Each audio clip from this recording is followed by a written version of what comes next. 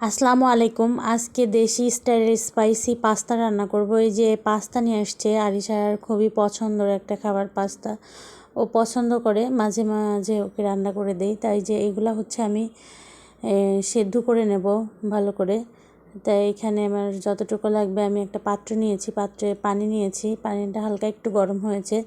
তারপরে যে এখানে যতটুকু আপনি রান্না করবেন অতটুকু পরিমাণে নিয়ে এর ভিতরে হচ্ছে একটু লবণ আর একটু তেল দিয়ে মাঝে মাঝে নেড়ে দেবেন, না হলে নিচে লেগে যাবে। যে সেদ্ধ হয়ে গেছে একটু পানি দিয়ে ধুয়ে আমি যে সাইডে রেখে দিয়েছি। আর এই যে এখানে প্যানে হচ্ছে পেঁয়াজ কুচি আর মরিচ নিয়েছি। আমি একটু অল্প মরিচ নিয়েছি, কারণ আরিশা বেশি ঝাল খেতে পারে না, সেজন্য। তাই এখানে যে আমি একটু হাড্ডি ছাড়া দুইটাই মাংস নিয়েছি, অল্প করে মাংস নিয়েছি। নিয়ে এই যে এটা পেঁয়াজের ভিতরে দিয়ে দেবো। পেঁয়াজটা বেশি একটা লাল করব না। তারপরে হচ্ছে এটা একটু ভেজে নেব ভালো করে একটু। তারপরে ভেজে নিয়ে এখানে হচ্ছে জিরা বাটা, আদা রসুন বাটা দিব। তারপরে অল্প একটু হলুদ দিব আর মরিচের গুঁড়া দিয়ে এটা ভালো করে রান্না করে নেব, ভাজি করে নেব। এখানে নিয়ে আবার হালকা একটু পানি দিব। বাছতে বাছতে মাংসটা অনেকটা হয়ে যাবে। আর অল্প একটু পানি দিয়েছি যাতে একটু সেদ্ধ হয়ে যায়।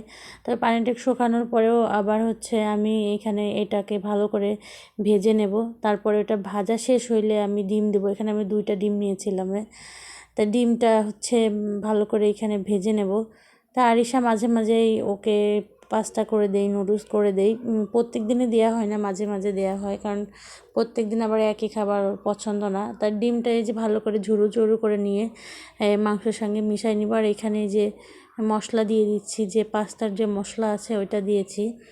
তারপরে যে এটা হয়ে গেলে পাস্তাটা দিয়ে দেবো ভালো করে, এর সঙ্গে মিশাই নিব। অনেকে আমি ঝাল একটু মরিচের গুঁড়া দিয়েছিলাম, ঝাল অল্প দিয়েছি, কারণ আরিশা হচ্ছে ঝাল খেতে পারে না। তো আপনারা আপনাদের পছন্দ মতো ঝাল দিয়ে নেবেন।